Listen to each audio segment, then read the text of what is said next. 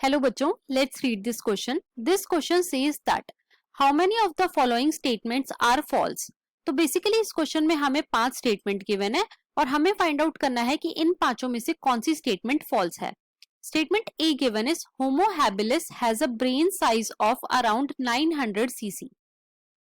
Statement B given is Homo erectus had a brain size of 650 to 800 cc. Statement C given is the Neanderthal man had a brain size of 1400 cc.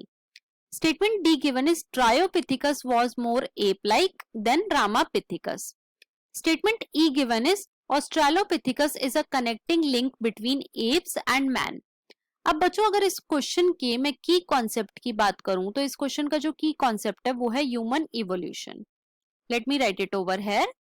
की concept is human evolution.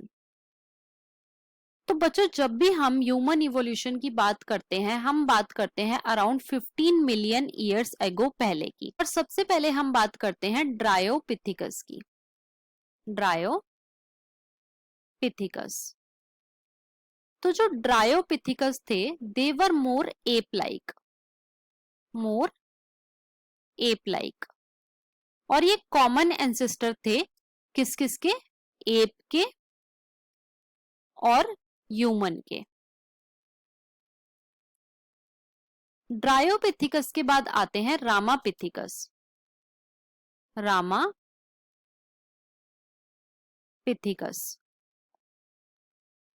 और ये कैसे थे? They were more man like.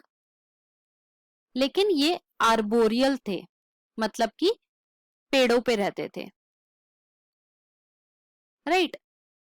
Ramapithecus के बाद आते हैं Australopithecus.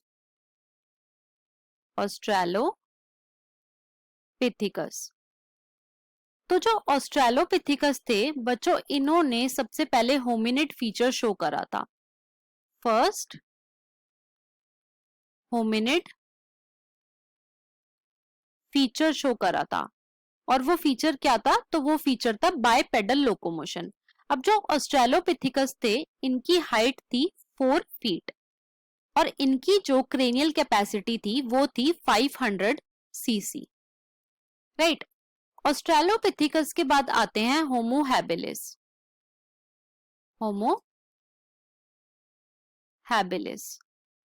तो जो होमो हैबिलिस थे इन्हें हम स्किलफुल मैन भी बोलते हैं. इन्हें हम टूल मेकर भी बोलते हैं और इन्हें हम एबल मैन भी बोलते हैं. और जो होमो हैबिलिस थे बच्चों ये मीट नहीं खाया करते थे. They were fruit eaters. Right. Homo habilis की जो क्रेनियल कैपेसिटी थी वो थी around 650 to 800 cc. Homo habilis के बाद आते हैं होमो इरेक्टस.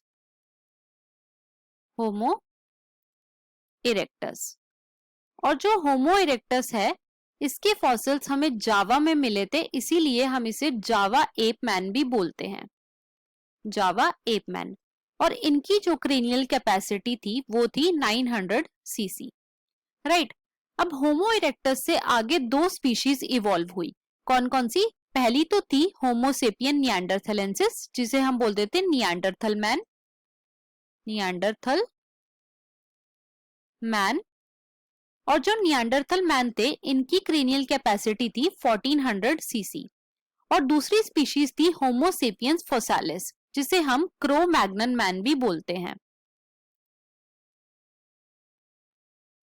क्रो मैग्नन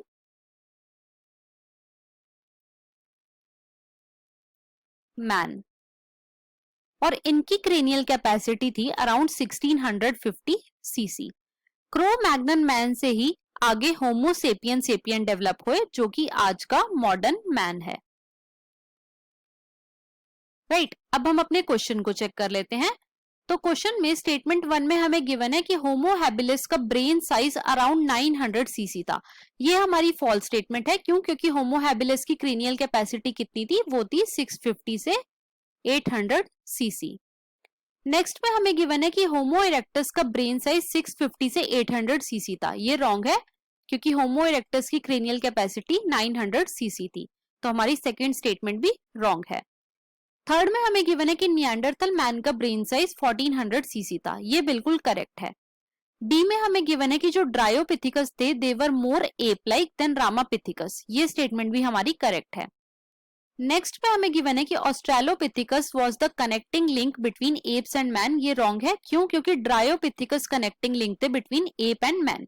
तो हमारे यहाँ पे स्टेटमेंट ए, स्टेटमेंट बी और स्टेटमेंट ई जो है वो इनकरेक्ट हो जाती हैं। तो इस क्वेश्चन में हमारी 3 स्टेटमेंट इनकरेक्ट हैं। अब हम अपने ऑप्शंस को देख लेते हैं। ऑप्शन 1 में हमें गिवन है 2, ये रॉन्ग है। ऑप्शन 2 में हमें गिवन है 5, ये भी रॉन्ग है। ऑप्शन 3 में हमें गिवन है 4, ये भी रॉन्ग है। और ऑप्शन 4 में हमें गिवन है 3, जो कि करेक्ट है।